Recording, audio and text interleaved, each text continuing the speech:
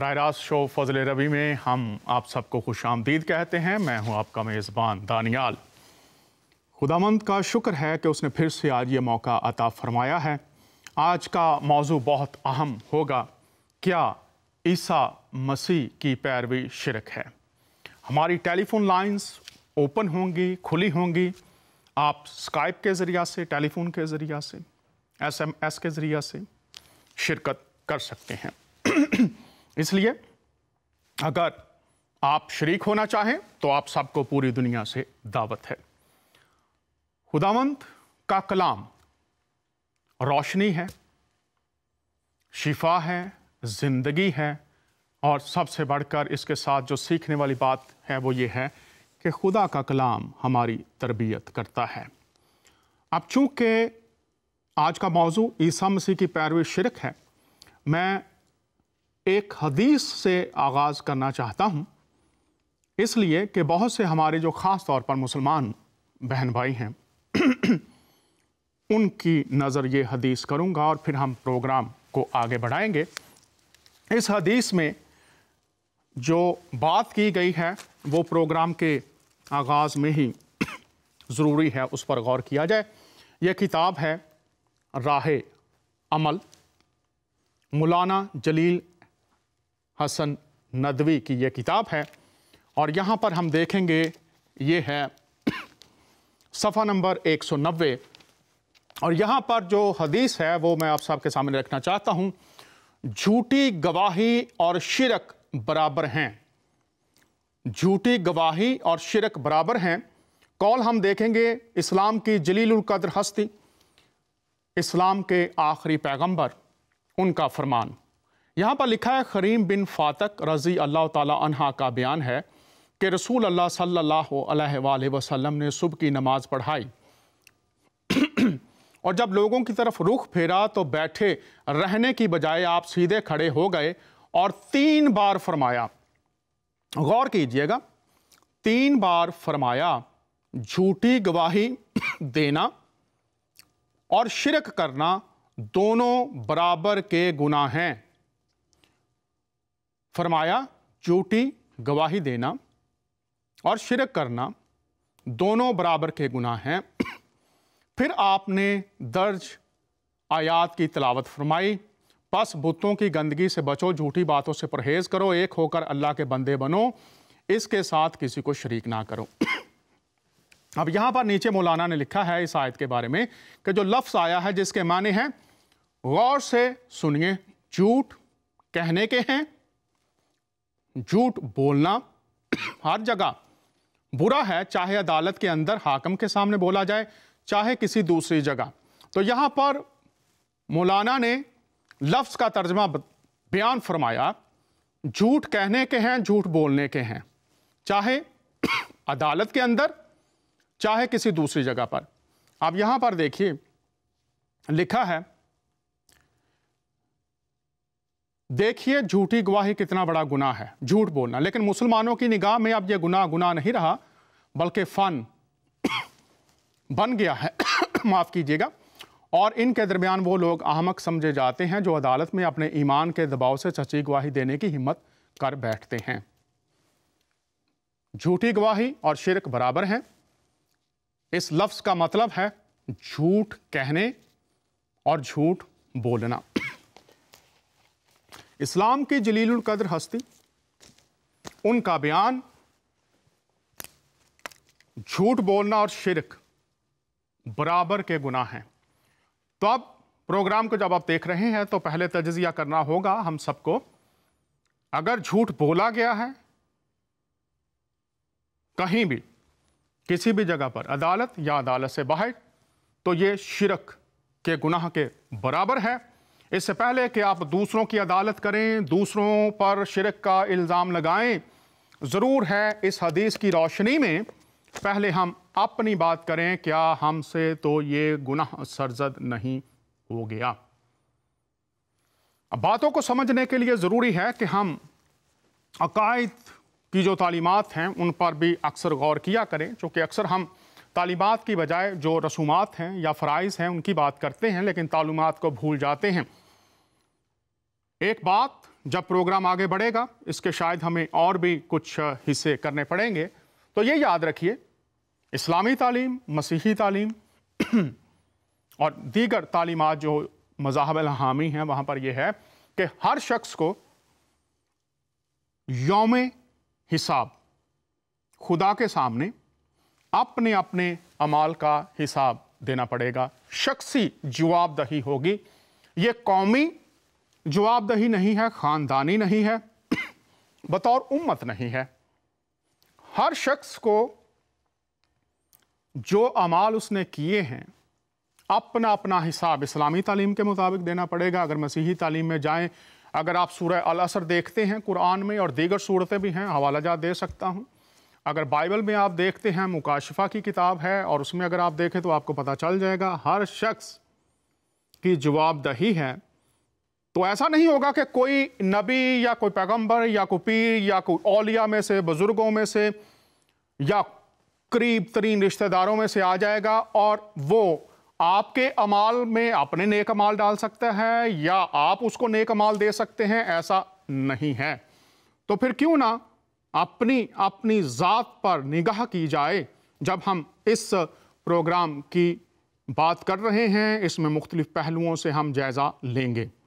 اب اسلام کے مطابق کسی بات کو سچا جاننے کے لیے سورہ النساء کو اگر آپ دیکھیں، وہاں پر لکھا ہے کہ 2 گواہ ہونے چاہیے اور بعض کے لیے 4 گواہوں کی تعلیم ہے۔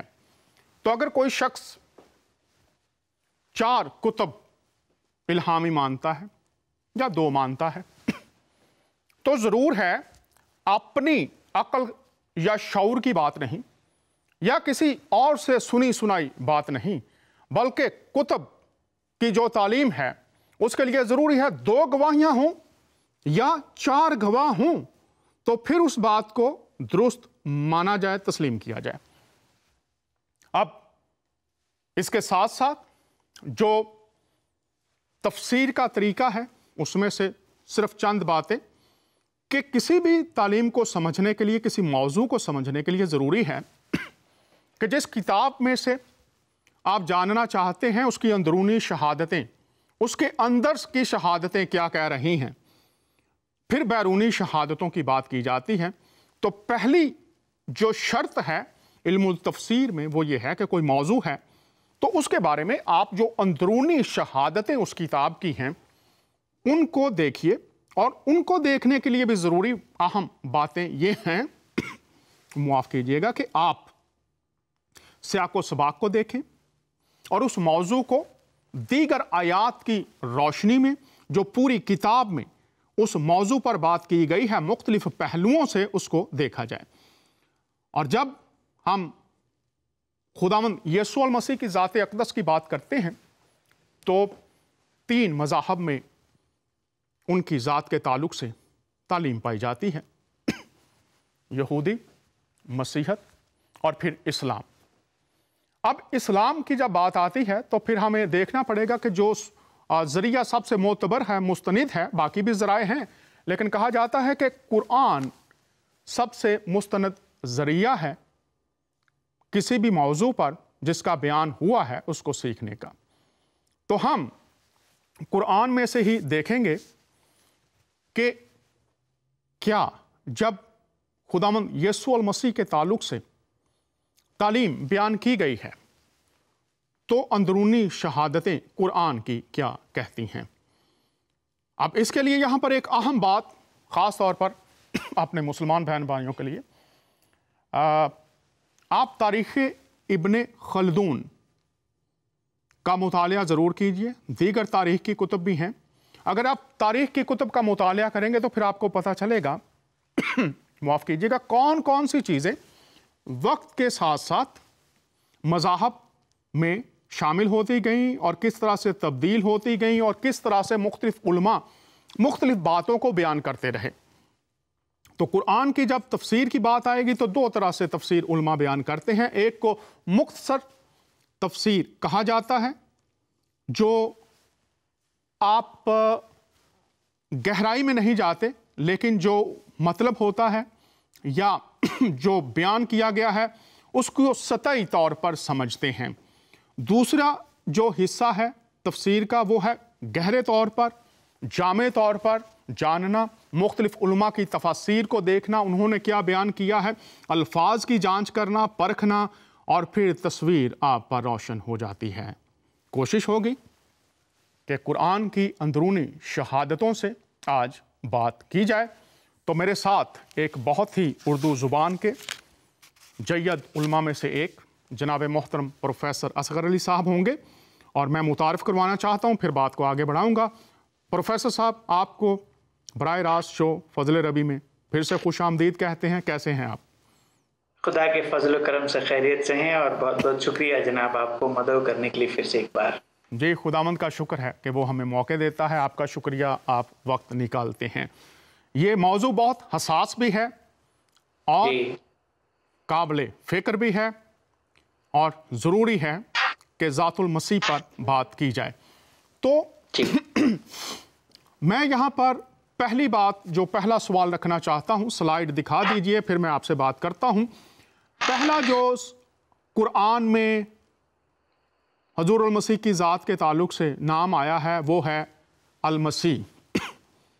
جی، اب اس کے لیے سورہ آل عمران ہے، سورہ نساء ہے، سورہ المائدہ ہے، اس میں آپ مسیح کا نام دیکھ سکتے ہیں۔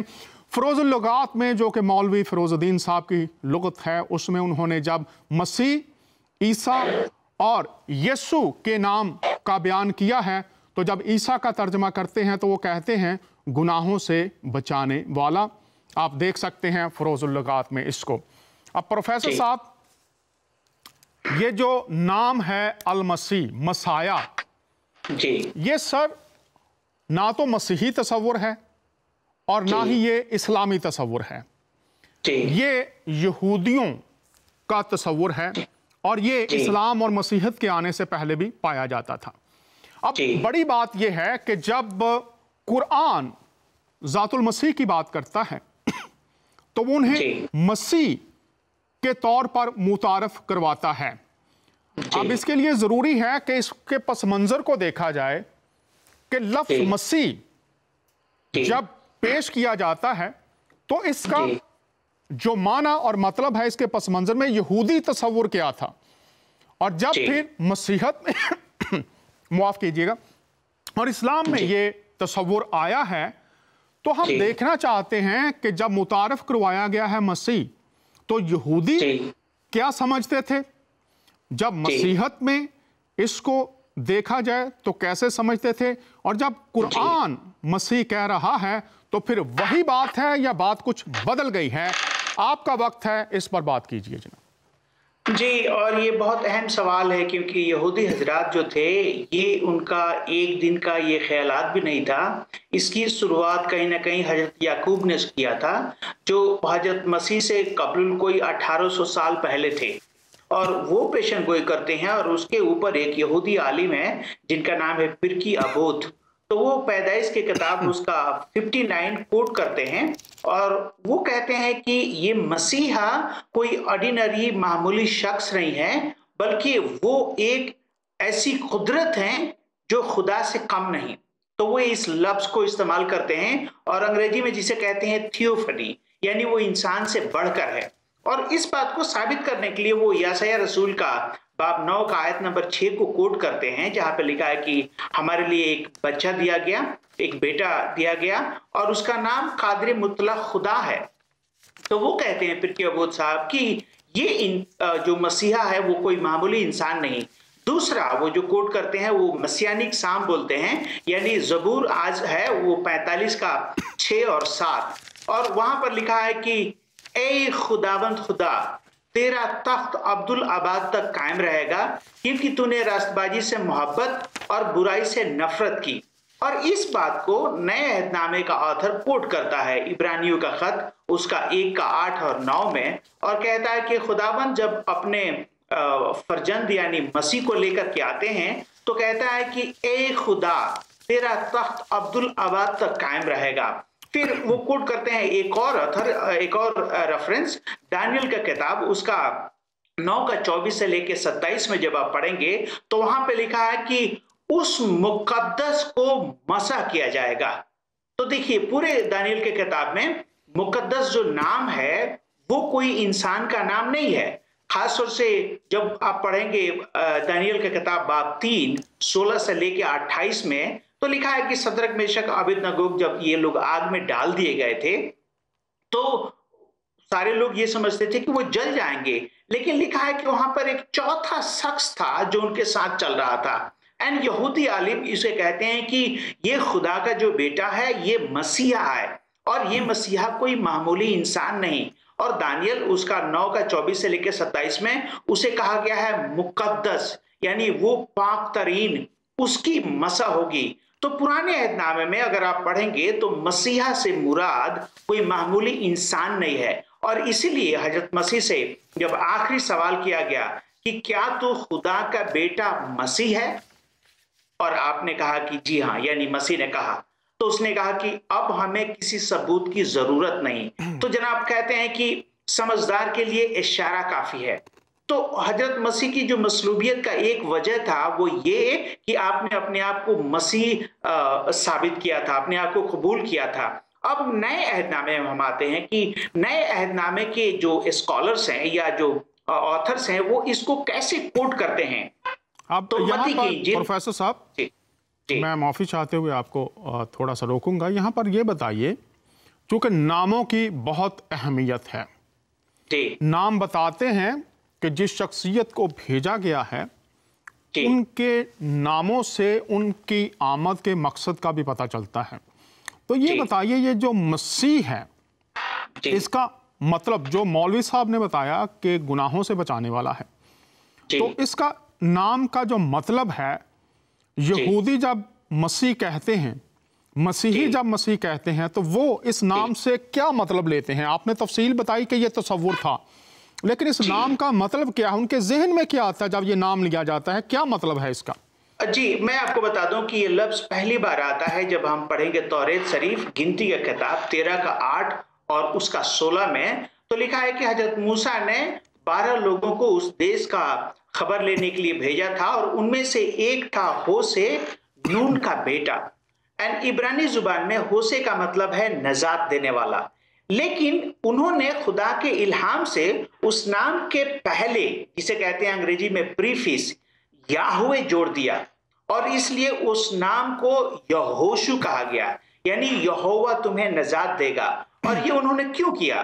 کیونکہ انہیں معلوم تھا کہ خداوند جب تک مدد نہیں کرے یہوشو اپنے طاقت سے ان لوگوں کو اس ملک تک نہیں پہنچائیں گے، کیونکہ انہیں خود اس بات کا تجربہ تھا. حضرت موسیٰ نے شروعات ضرور کیا ایجپٹ میں، لیکن وہ یہ مکمل نہیں کر پائے، تو انہوں نے اس کے نام کے آگے یہوہ جوڑ دیا.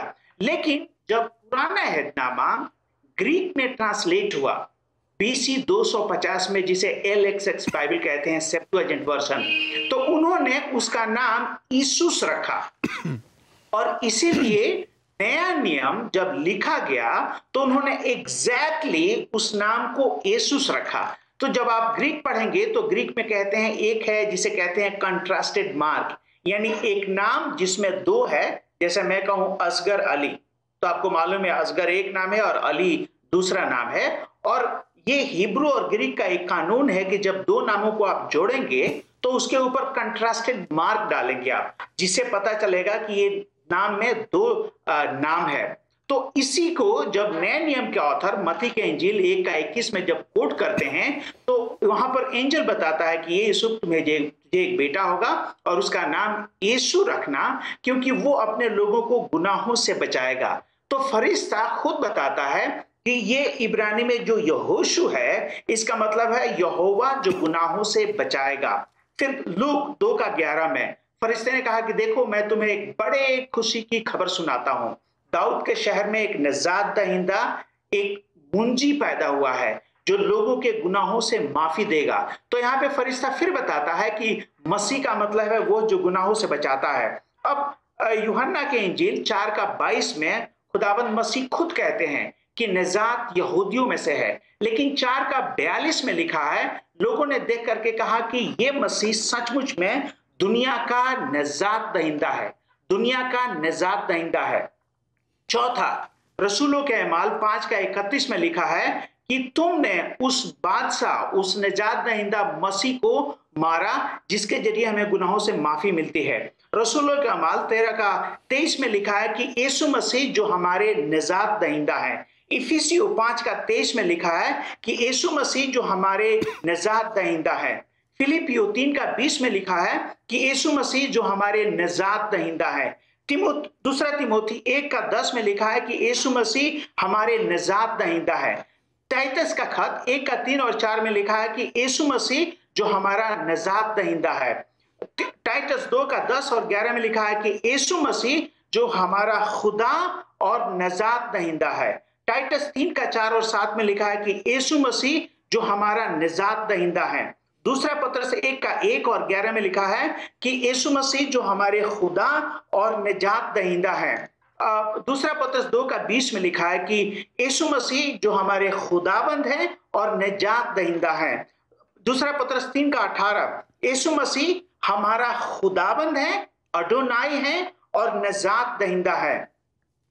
पहला यूहन्ना 4:14 में यीशु मसीह हमारे खुदाबंद है और इस दुनिया के निजात दहिंदा है। तो ऐसे हमने 16 आपसे बताया, लेकिन कम से कम 27 बार नया नियम के ऑथर लोग इसको कोट करते हैं और बताते हैं कि यीशु मसीह का नाम का मतलब है वह जो गुनाहों से बचाता है। बहुत शुक्रिया। मसीह मुझे 1 मिनट और कहने दीजिए। मसीह खुद अपने लफ्जों में कहते हैं, जब आप पढ़ेंगे लूका की इंजील उसका 19:1 से लेके 10 में, तो हजरत जक्कई एक थे जो मसीह की दीदार करना चाहते थे और हजरत मसीह वहां पर गए और तब उसने कहा कि अगर मैंने किसी का गुनाह करके कुछ ले लिया है नाजायज तरीके से तो 4 गुना वापस करता हूं।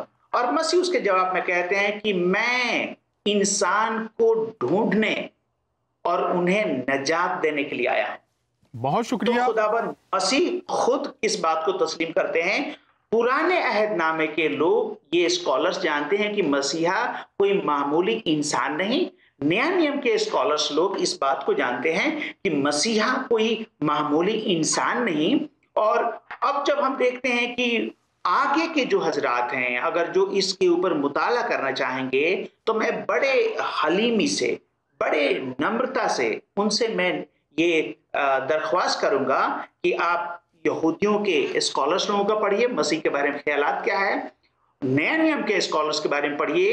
यही एक मौजू है जो तमाम स्कॉलर्स एग्री हैं कि यीशु जो मसीहा है वो खुदाबंद निजात दहिंदा है। बहुत शुक्रिया, बहुत शुक्रिया। प्रोफेसर साहब ने बात खोल दी। पूरी दुनिया में आप देख और सुन रहे हैं, अगर तौरेत उन्हें बतौर मसीह, ज़बूर उन्हें बतौर मसीह, अंजील उन्हें बतौर मसीह पेश करती है और मतलब उन एक ही है, आमद का मकसद एक है। और मौलवी फेरोज जब फरोजुल लगात में लफ्ज़ ईसा का मतलब लिखते हैं तो गुनाहों से बचाने वाला। अब अगर कोई शख्स कहे कि जनाब बतौर उन्हें नजात दहिंदा गुनाहों से बचाने वाला कबूल करना शिरक है, तो दावत है, कॉल कीजिए। हवाले आपको बता दिए, सूरह अल इमरान, सूरह निसा, सूरह अल माइदा। बतौर अल मसीह उन्हें मुतारफ करवाया गया है। अगर मसीह का मतलब और आमद का मकसद पहले ज़मानों में, गुज़रे अदवार में एक था, तो फिर सोचने की बात है, जब कुरान की अंदरूनी शहादतें ये कह रही हैं, 3 हवाला जात आपकी खिदमत में पेश किए, मज़ीद हवाला जात भी पेश कर सकते हैं। अगर कोई शख्स कहे कि नहीं, बातें मुख्तलिफ तरह से हैं या इनको समझने के और भी तरीके हैं, ज़राए हैं,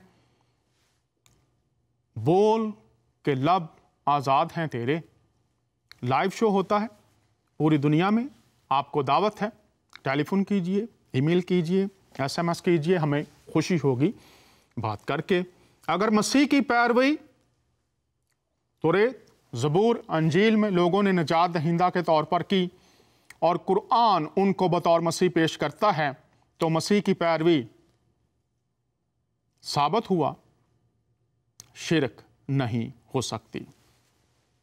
अगली बात हम देखते हैं کہ یسوع المسیح اسلامی عقیدہ کے مطابق زندہ ہیں، مسیحی عقیدہ کے مطابق زندہ ہے۔ سورہ مریم پڑھ لیجئے گا، دیگر صورتیں بھی اس تعلق سے ہیں، روایات بھی ہیں۔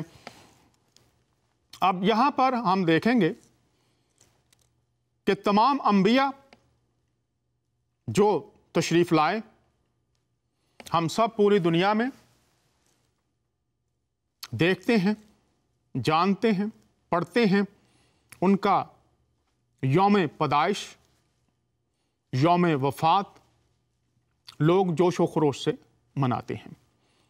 پھر اسلام میں بہت سے فرقے اس بات کے قائل ہیں، مانتے ہیں، تعلیم دیتے ہیں کہ انبیاء اکرام اپنی قبروں میں زندہ ہیں، نمازیں پڑھتے ہیں۔ بے شمار ویڈیوز، لیکچرز آپ کو یوٹیوب پر اور دیگر ذرائع سے مل سکتے ہیں۔ اسلامی تعلیم کے مطابق بہت سے مبلغین جو ہیں وہ اس بات کی تبلیغ کرتے ہیں کہ انبیاء اکرام اپنی قبروں میں زندہ ہیں۔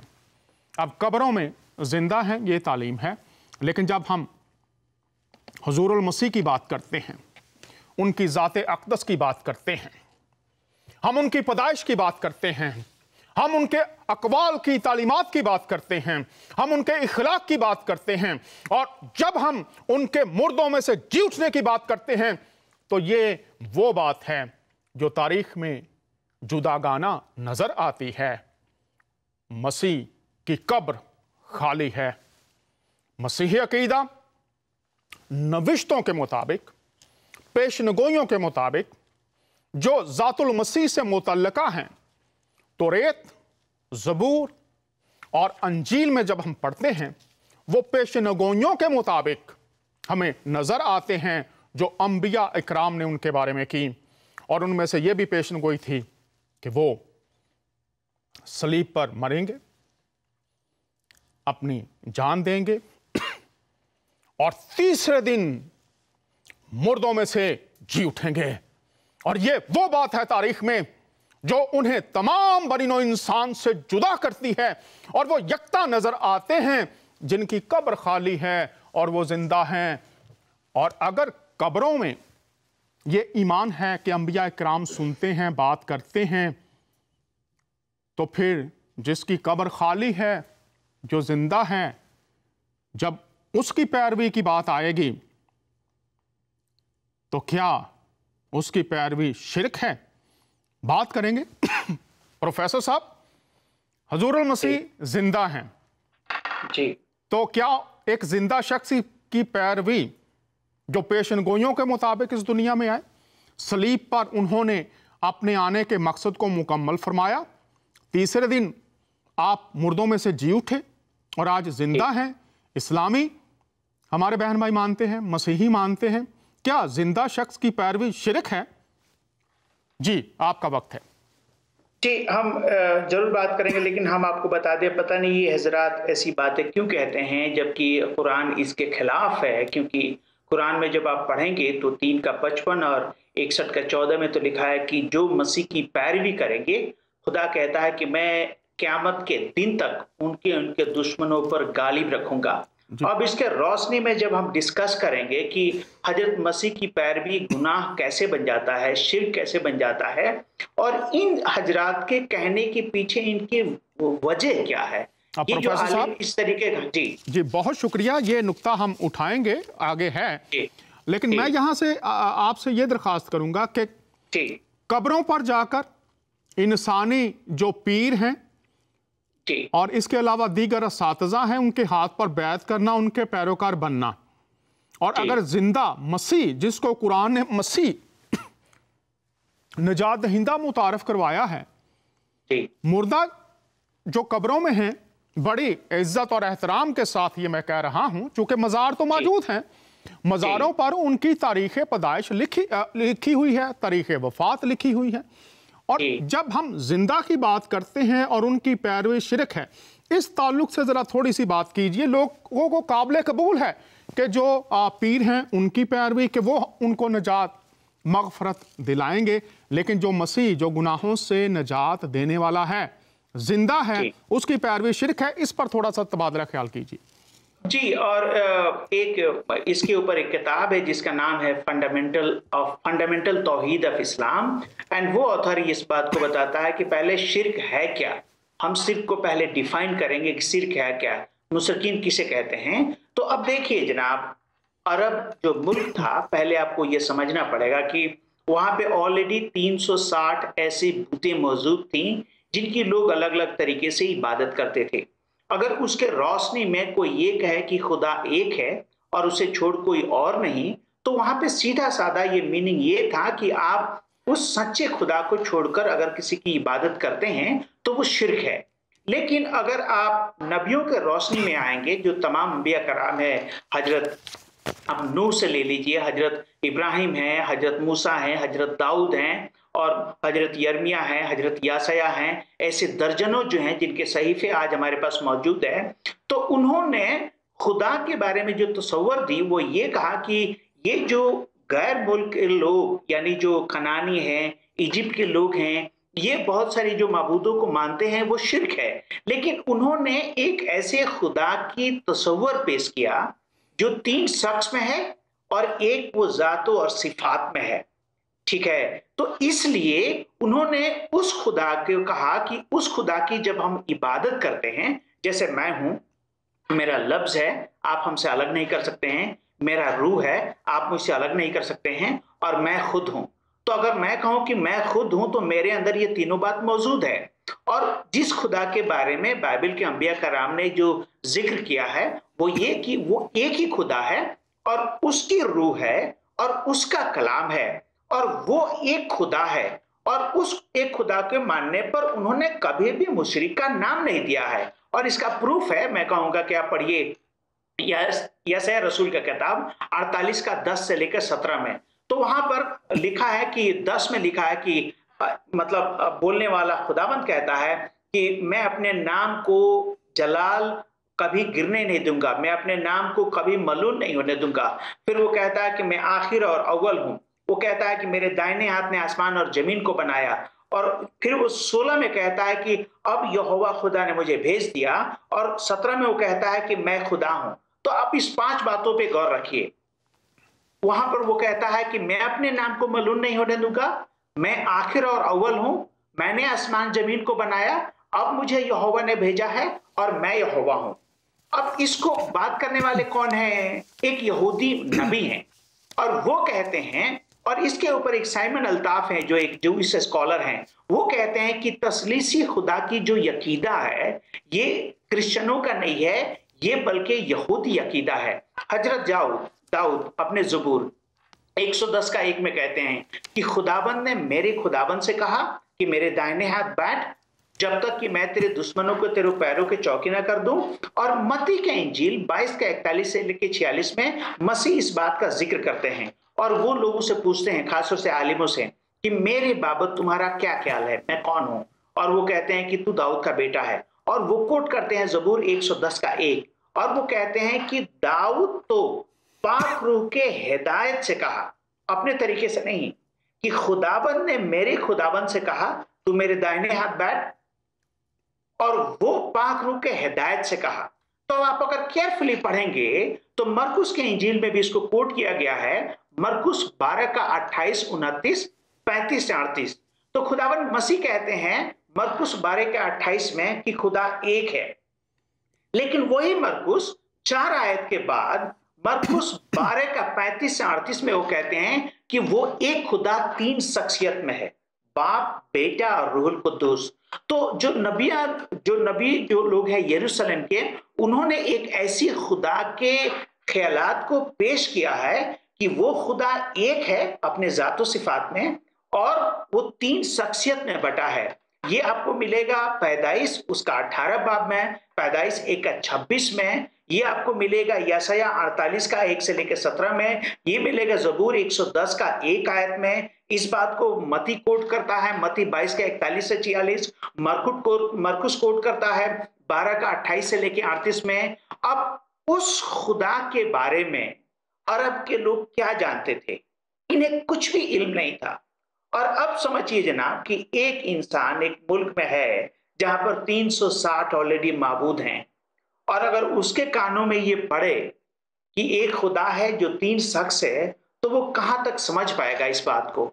तो मेरा सवाल ये है कि अगर हजरत मूसा सच्चे नबी हैं, हजरत यासया सच्चे नबी हैं, हजरत दाऊद सच्चे नबी हैं, तो इन तीनों ने एक ऐसे खुदा के तस्वर को पेश किया है जो एक अपने जातो सिफात में है और 3 शख्सियत तरीके से है। अब उस खुदा को जब नबियों ने शिर्क नहीं कहा, तो आप किस बुनियाद पे उसको शिर्क कहते हैं? ये अख्तियार आपको किसने दिया है? क्योंकि आप तो नबी नहीं हैं। आप सवाल जरूर कर सकते हैं, लेकिन आप नबियों को झुठला नहीं सकते हैं। और ये तमाम नबी यहूदी थे। इन नबियों का मसीहत को इन्होंने देखा तक नहीं था, तो वो ख्यालात ये लोग क्यों पेश करेंगे? अब इसके रोशनी में जब हम आते हैं और इनसे कहते हैं कि शिर्क है क्या, तो अरब के नजर में वो 360 में से अगर किसी माबूद को मानते हैं तो वो शिर्क है। मसीहत और यहूदी नबियों के नजर में वो एक खुदा जिसको नबियों ने पेश किया है जो 3 शख्सियत में है, वो शिर्क नहीं है। अब बगैर इसको जाने समझे और बुझे अगर कोई कहे कि मसीह को मानना शिर्क है, तो मैं कहूंगा कि इस हजरत ने, इस जनाब ने ना तो नबियों के तालीम को इन्होंने पढ़ा है, ना ही उसके स्कॉलरशिप को पढ़ा है। और ये इनकी बात इसलिए है क्योंकि ये यरूशलेम से कोसों दूर हैं और इन्होंने उस हक को अभी तक देखा नहीं है, पहचाना नहीं है। साहब जी जनाब ने बहुत खुलकर इस बात को बयान किया है। और जिंदा रहना, हुजूरुल मसीह ने फरमाया, मुझे अपनी जान देने का भी इख्तियार है और फिर उसे लेने का भी इख्तियार है। और जब वो मुर्दों में से जी उठे जी तो उन्होंने इस बात को साबित कर दिया। जी अब यहां पर अंबिया कराम की बात आपने की है, और इस वक्त पूरी दुनिया में सबसे ज्यादा पैरोकार खुदामंद यीशु अल मसीह की पैरवी करने वाले हैं। जी अब यहां पर बात बहुत वाज़ेह है कि जिंदा शख्स से बात की जा सकती है। जी और इस वक्त पूरी दुनिया में, चाहे आप मसीही हैं, मुसलमान हैं, हिंदू हैं, सिख हैं, बाइबल के मुताबिक यीशु अल मसीह जिंदा हैं और आज भी लोग उनके पैरोकार बन रहे हैं। एक जिंदा शख्स से बात की जा सकती है।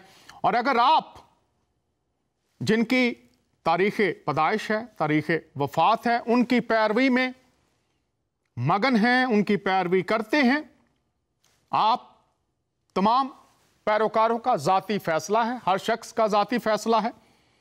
लेकिन यीशु अल मसीह जिंदा हैं, इस्लामी अकीदा, मसीही अकीदा, और वो आज भी जो शख्स पूरी दुनिया में उनकी ज़ात से आशनाई के लिए उनको पुकारता है, वो अपनी ज़ात को आशिकारा करते हैं और बातों को खोल देते हैं। पूरी दुनिया में बहुत से लोग हैं जो इस वक्त ख्वाब, रोया के ज़रिया से खुदामंद से मुतारफ हो रहे हैं। और आपके लिए जिंदा मसीह की मोहब्बत, नजात, शादमानी, इत्मीनान, हमेशा की जिंदगी का दर खुला हुआ है, चूंकि वो जिंदा हैं, मुर्दा नहीं हैं। इसलिए जिंदा की पैरवी करने के लिए अगर आप उनकी ज़ात से आशनाई चाहते हैं तो फैसला आपका है। अगली बात हम देखते हैं कि यीशु मसीह की पैरवी शिरक नहीं है। यह है कि ईसा मसीह मुकर्रबीन में से हैं, माफ़ कीजिएगा, जो करीब तरीन है। सूरह अल इमरान उसकी 42 से 51 आयत अगर आप देखें तो वहाँ पर लिखा है कि वो इस दुनिया में भी मुकर्रबीन में हैं और फिर अब तक वो मुकर्रबीन में हैं। इस वक्त भी वो खुदा, बाइबल को अगर आप पढ़ेंगे, वो खुदा के साथ हैं, तख्त पर बैठे हुए हैं और हमेशा तक रहेंगे। तो कुरान भी यही बात बता रहा है। ऐसा नहीं कि कुछ वक्त के बाद उनको यह रुतबा मिलेगा, या उनको ये इख्तियार मिलेगा कि किसी को वो अपने साथ आसमान पर रख सकें? तो प्रोफेसर साहब, वो मुकर्रबीन में से हैं, कब्र में जिंदा नहीं है, खुदा के साथ हैं और जो करीब तरीन हैं। इस बात को कैसे समझे? जो इस वक्त करीब तरीन है और अब तक रहेगा, क्या उसकी पैरवी शिरक हो सकती है? इस पर बात कीजिए जी। और अब मुझे 2 मिनट वक्त दीजिए। जो आपने पहली बार बताया उसमें 2 बातें ऐड करना पड़ेगा कि हजरत मसीह जो जिंदा हैं, तो देखिए, एक, वो मरने से पहले 7 बार ये दावा कर चुके थे कि मैं मरूंगा और तीसरे दिन जी उठूंगा। और ये दुनिया में एक यूनिक है, तमाम अंबिया कराम में ये यूनिक है। कोई ऐसा अंबिया कराम नहीं गुजरे थे जिन्होंने ये दावा किया। और वो ये दावा करते हैं मरकुस 8:31 में कि मैं यरूशलेम में जाऊंगा, मरूंगा, तीसरे दिन जी उठूंगा। मरकुस 9:31 में कि मैं यरूशलेम में जाऊंगा, मरूंगा और जी उठूंगा। लूक 9:22 में यरूशलेम में जाऊंगा, मरूंगा और जी उठूंगा। मत्ती 16:21 से 24 में मैं यरूशलेम में जाऊंगा, मरूंगा और जी उठूंगा। आपने पहले ही कोट किया है यूहन्ना 10:17 और 18 में। वो कहते हैं कि मेरा जान कोई हमसे ले नहीं सकता है, मुझे इसे देने का और फिर से लेने का अख्तियार है। यूहन्ना 2:19 से 21 में तुम इस हैकल मुझे गिरा दो और मैं इसे तीसरे दिन खड़ा कर दूंगा। और फिर जब वो जी उठते हैं, उसके बाद वो आके बताते हैं, और लूक में लिखा है इसका 24:46 में कि जैसे मैंने तुमसे कहा था, ये लिखा है कि मसीहा मरेगा और तीसरे दिन जी उठेगा। और हजरत मसीह एक बात की दावत देते हैं हमें और आपको।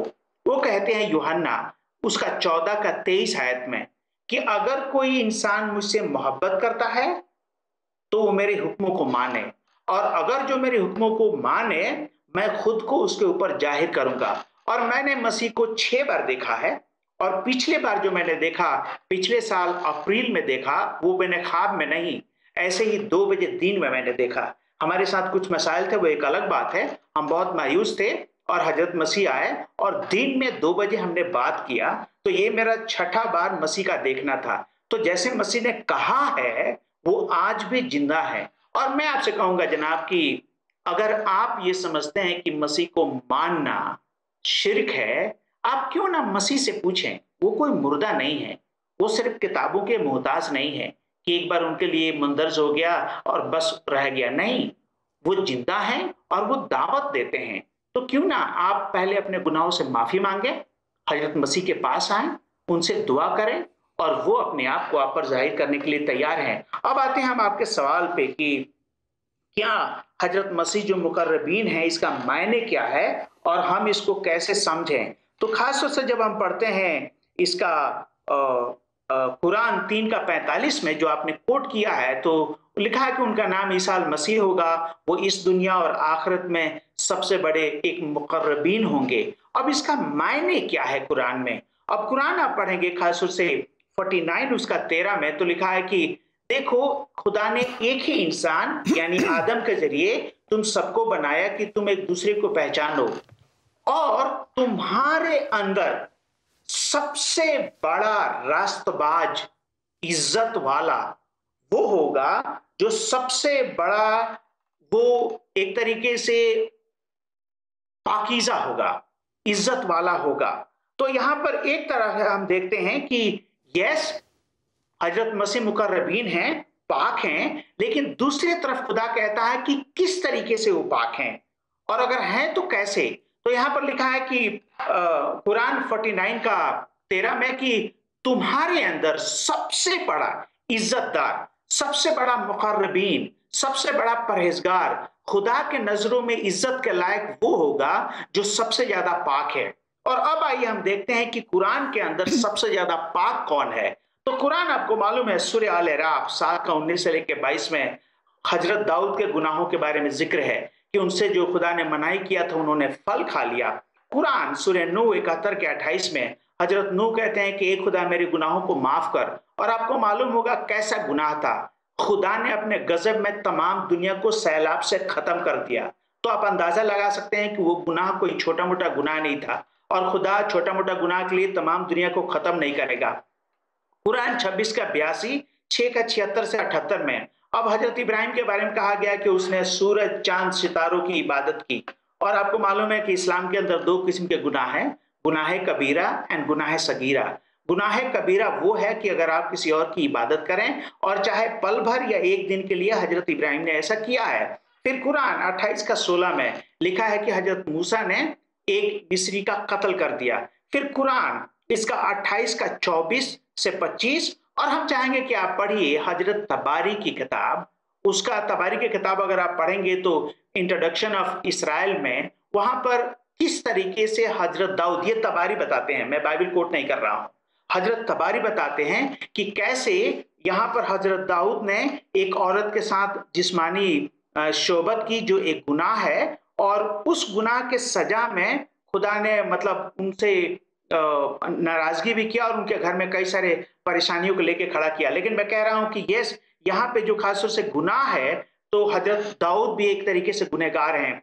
फिर कुरान उसी 38 का 35 में हजरत सुलेमान को कहा गया है, और तबारी उसके बारे में लिख के बताता है कि किस किस्म के उन्होंने गुनाह किया था।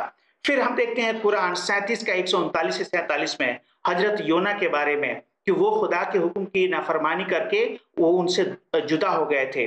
फिर कुरान 61 का 16 का 61 में लिखा है कि अगर खुदा इंसान को सजा देना तो दुनिया में एक बशर नहीं बचेगा, सबको वो हलाक कर देगा, जैसे उसने नूह के जमाने में किया। यानी हर बशर गुनहगार है। और ये एक रेफरेंस है, जस्ट मैं बोलूंगा, और चाहूंगा कि जनाब आप पढ़िए इसके बारे में, क्योंकि हम किसी के शान में गुस्ताखी नहीं करना चाहते हैं, जो इस्लाम के जलीलुल कद्र हस्तियों में से एक हैं, और वो है कुरान 37 का 19, सही अल बुखारी वॉल्यूम 8 हदीस नंबर 319, सही अल बुखारी वॉल्यूम 8 हदीस नंबर 407, सही अल बुखारी वॉल्यूम 8 हदीस नंबर 408, 335, एंड सूरह फतह आयत 1 और 2, 40 का 55, और ऐसे कई सारे जगहों पर है। तो कोई ऐसा अंबिया कराम नहीं है जो गुनहगार नहीं है। अब बड़े अजीबो गरीब बात है कुरान। जी प्रोफेसर साहब आप जारी रखिएगा, 1 मिनट आपसे मैं लूंगा। यहाँ पर मैं ये अर्ज कर दूं कि ये सारे हवाला जात कुरान और अहादीस के हैं। ये प्रोफेसर साहब की तहरीरें नहीं हैं, या वो अपनी तरफ से कुछ चीज़ बनाकर बात नहीं कर रहे। तो आप बराए मेहरबानी एक तालिबे इल्म के तौर पर इन हवाला जात का मुतालिया कीजिएगा। एक कॉलर हमारे साथ हैं, उनसे बात करते हैं। प्रोफेसर साहब यहीं से फिर आप जारी रखिएगा। जी लाइव शो फजल रबी में खुश आमदीद कहते हैं। कौन साहिब या साहिबा, कहाँ से आप ऑन एयर हैं, बात कीजिए। जी डॉक्टर दानियाल, मैं नुमान दिलदार बात कर रहा हूँ, यूएसए टेक्सास से। जी बहुत शुक्रिया, बात कीजिए नुमान साहब, खुश आमदीद कहते हैं आपको। जी डॉक्टर दानियाल साहब, मैं तो सबसे पहले आपके प्रोग्राम की तारीफ करना चाहूंगा। ये बहुत ही अच्छा प्रोग्राम है। जो भी आप बात बताते हैं उसके बाद आई थिंक सो कि कोई सवाल करने का इतने जुर्रत नहीं करता कि आप पे कोई सवाल के, क्योंकि आप ऐसे जवाब ही दे देते हैं कि कोई सवाल की गुंजाइश नहीं। लेकिन फिर जो अभी आप बात कर रहे थे, यीशु मसीह अगर जिंदा है तो उसकी पैरवी क्यों शिरक है? तो अगर हम देखें इस्लाम को, तो इस्लाम के जो नबी है वो जिस नबी को जनाब मोहतरम मैं आपसे दरख्वास्त करूंगा कि आप ये बात ना कीजिए। ये बात हम करने के लिए बैठे हुए, हमें पता है कैसे ये बात करनी है। तो मैं नहीं चाहता कि आप इस तरह से कोई बात कर दें जो किसी भी तरह से किसी की शान के खिलाफ हो।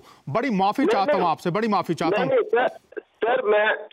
मैं ये कहना चाहता हूँ कि वो जो कोट करते हैं हवाला यूहन्ना के इंजील का, जी जी बिल्कुल, वो उसके हवाले से यहाँ पे यीशु कहता है वो तुम्हारे साथ अब तक रहेगा। तो मैं कहना चाहता हूँ कि फिर वो ये क्यों कोट करते हैं? हालांकि हजूर सल्लल्लाहु अलैहि वसल्लम 63 साल की उम्र में उनकी वफात हो गई थी, तो वो अब तक रहे, तो वो वाई दे यूज। बहुत शुक्रिया नुमान साहब, आप बहुत अच्छी बात कर रहे हैं। ये जो दावा है रूहुल कुद्स होने का, आप उसकी बात कर रहे हैं। आज का मौजू थोड़ा सा फ़र्क है, इसलिए आपका बहुत शुक्रिया। आपने ये नुक्ता उठाया है कि जब रूह हक आएगा तो वो अब तक तुम्हारे साथ रहेगा, और आप ये कह रहे हैं कि ये बात किसी इंसान से मंसूब नहीं की जा सकती। यही बात है आपकी, बहुत शुक्रिया। कोई और बात करना चाहें? हम शुक्रगुजार हैं, आपने कॉल किया है, कोई बात करना चाहते हैं और प्लीज़। बात में ये करना चाहता हूँ कि बहुत अच्छा आपके मैसेजेस है कि सारे सवालों के जवाब आपने दिए, और बहुत शुक्रिया आप। जी हम सारा जलाल खुदावंद यीशु मसीह को देते हैं। मेरी ये कोशिश होती है ज़ाती तौर पर कि दुआ की जाए, खुदा के रूह से मदद मांगी जाए, और हम तमाम इंसान जो पूरी दुनिया में हैं खुदा की मोहब्बत के रंग में रंग जाएं, और उसकी राय यह है कि हम बातों को दुरुस्त सम्मत में सीख सकें। बहुत शुक्रिया आपने नुमान भाई हमें टेलीफोन किया, दुआओं में याद रखिएगा, खुदावंद आपको बहुत बरकत दे। प्रोफेसर साहब। जी जनाब। बात हम जारी रखेंगे। आपने बहुत से अंबिया का जिक्र किया, लेकिन इसके साथ कुरान जब बात करता है हजरत आदम की, तो वो हवाला भी अगर आप बता दें, आप सिर्फ हवाला बता दें ताकि जो हमारे मेहरबान अहबाब हैं, जो तहकीक और मुतालिया से दिलचस्पी रखते हैं, सीखने की लगन है, जज्बा है और खुदा की पहचान के लिए वो प्यासे और भूखे हैं, ताकि वो बाबरकत ज़िंदगियां गुजार सकें। तो ये हवाला भी अगर लोग चाहें तो आप बाद में भी दे सकते हैं, अगर प्रोफेसर साहब आप देना चाहें तो ज़रूर दे दीजिए। जी, मैं अभी देता हूं आपको। ये मैंने कहा था कि सूरह एराफ 7 का 19 से लेके 22 में खुदा ने कहा था, ए आदम आप तमाम फलों को खा सकते हैं, लेकिन इसके बीच में जो है आप मत खाना। सूरह अल बकरा 2 का 30 से लेके 35 में इसी बात का दर्ज है। सूरह ताहा 20 का 115 से लेके 21 में सेम बातें दर्ज है। लेकिन हजरत आदम ने वो फल खाया, नाफरमानी की, और खुदा ने उनको बाग अदन से निकाल दिया। फिर से मैं ये तमाम रेफरेंस को एक बार दोहरा दूं जरा। तो हमने कहा था हजरत नूह के गुनाह के बारे में, कुरान सूरह नूह 71 के 28। हमने फरमाया था हजरत इब्राहिम के बारे में सूरह 26 82, और सूरह इनाम 6 का 76 से 78 में। हमने कहा था हजरत मूसा का कत्ल के बारे में कि उन्होंने एक इजिप्शियंस का कत्ल किया, कुरान 28 का 16। हमने हजरत दाऊद और सुलेमान के बारे में कहा, जो तबारी बताते हैं वो है कुरान 38 का 24 25 और 35। हमने फरमाया था आपसे हजरत योना के बारे में, कुरान 37 का 139 से 147। फिर हमने कहा था तमाम बशर, तमाम इंसान, कुरान 16 का 61 में, एंड मिस्कातुल मसाबी का page number volume 3 page number 360 में। अब इसके अलावा मैंने एक जलीलुल कद्र का नाम नहीं लिया, और मैं चाहूंगा कि ये रेफरेंस आप नोट करें। ये है सूरह 47 का 19, 40 का 55, 48 का 1 और 2, सूरह निसा 4 का 106। और ये इस बात का कंफर्मेशन है एक तरीके से हदीस में, सही अल बुखारी वॉल्यूम 8 हदीस नंबर 319, सही अल बुखारी वॉल्यूम 8 हदीस नंबर 407, 408, 335 में। अब बड़े दिलचस्प की बात है, हजरत मसीह की जब बात आती है, कुरान 19 का 19 में तो लिखा है कि वो एक पाक बेटा है। फिर सही अल बुखारी वॉल्यूम 6 हदीस नंबर 71 में लिखा है कि शैतान ने तमाम इंसान को छुआ है, सिर्फ ईसा अल मसीह यानी मरियम के बेटे को नहीं छुआ है। फिर सही अल बुखारी वॉल्यूम 6 हदीस नंबर 236 में लिखा है कि क़यामत के दिन तमाम नबी अपने गुनाहों का जिक्र करेंगे, लेकिन मसीह खामोश रहेंगे। फिर सही अल बुखारी वॉल्यूम 4 हदीस नंबर 671 में 41 में लिखा है कि शैतान ने हर बशर को छुआ, लेकिन हजरत मसीह को नहीं छुआ। तो मैं क्या कहना चाह रहा था, ये पॉइंट आप कैच कीजिए प्लीज। मैं ये कह रहा था कि यस, कुरान 3 का 45 में लिखा है कि हजरत मसीह इस दुनिया और आखिरत मतलब क़यामत के दिन सबसे ज्यादा इज्जतदार होंगे, मुकर्रबीन है वो। और कुरान चैलेंज करता है कि कैसे। तो कुरान 49 का 13 में लिखा है कि खुदा ने एक ही इंसान आदम से सबको पैदा किया, और तुम में सबसे बड़ा इज्जतदार कौन है? वो जो खुदा के नजरों में पाक है, वह जो रास्तबाज है। और कुरान में लिखा है कि तमाम अंबिया कराम और इंसान सबके सब गुनहगार हैं, सिर्फ मसीह को छोड़ करके। तो अगर एक बात बताइए जनाब, मजहब के नजरिए में आप एक गुनहगार की पैरवी करेंगे या पाक की पैरवी करेंगे? एक मुर्दे की पैरवी करेंगे या जिंदे की पैरवी करेंगे? एक कातिल की पैरवी करेंगे या जिंदगी देने वाले की पैरवी करेंगे? एक जो शैतान के बस में है उसकी पैरवी करेंगे या जो शैतान उस छुड़ाता है उसकी पैरवी करेंगे? किसकी पैरवी करेंगे? रीजनेबली आप बताइए ना। उसकी पैरवी करेंगे जो नादान है, जाहिल है, या उसकी पैरवी करेंगे जो हर बात का इल्म रखता है? तो किसकी पैरवी करेंगे? अब मेरे समझ में नहीं आता है कि हजरत मसीह एक ऐसे शख्सियत हैं जिनके पास तमाम वो इल्म है, आप सबसे ज्यादा पाक हैं, आप आज जिंदा हैं, और उनकी पैरवी करने से हम मुशरिक कैसे करार दिए जाते हैं? कैसे? अकल के नजरिए से ये कभी बात साबित नहीं हो पाती है कि ऐसे, बल्कि हमें तो चाहिए कि हम सब सिर्फ उन्हीं की पैरवी करें। اور انہیں چھوڑ کسی کے نہ کریں، کیونکہ کوئی اس لائق ہے نہیں، اور جو انسان مر گیا آپ اس کی پیروی کیسے کریں گے؟ بہت شکریہ. جو انسان زندہ ہے اور وہ کہہ رہا کہ میں ظاہر ہوں گا اور ہزاروں پہ ظاہر ہوا ہے، تو ہم اس کی پیروی کیوں نہیں کریں؟ آخر اس میں کیا کمی ہے جو ہم اس کی پیروی نہیں کر سکتے ہیں؟ بہت شکریہ جناب. پروفیسر صاحب کے ساتھ ہم بات کر رہے تھے. پروفیسر صاحب بہت شکریہ آپ شریک ہوئے. یہ ساری تعلیمی باتیں ہیں. اس وقت ہم نے قرآن کی آیت دیکھی تھی، آل عمران 45ویں آیت. یسوع مسیح مقربین میں سے ہیں، اس دنیا میں بھی اور اس دنیا کے بعد بھی. اسی پروگرام کا جب تیسرا حصہ پیش کیا جائے گا، اس پہ ہم دیکھیں گے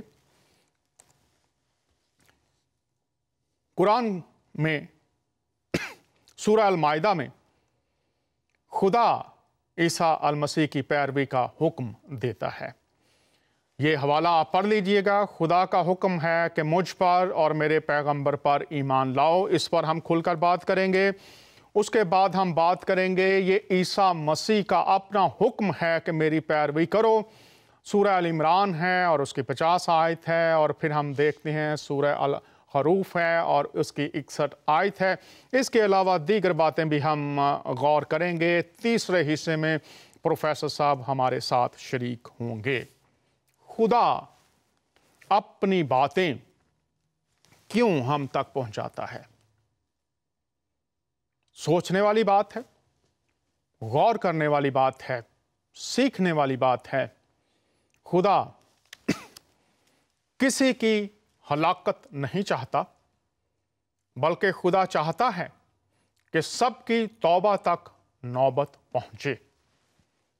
اور لکھا ہے یوحنا کی انجیل میں، جتنوں نے خداوند یسوع مسیح کو قبول کیا انہوں نے انہیں خدا کے فرزند بننے کا حق بخش دیا، خدا کی بادشاہت میں قبولیت بخش دی، اپنے الہی اور ابدی خاندان کا حصہ بنا لیا.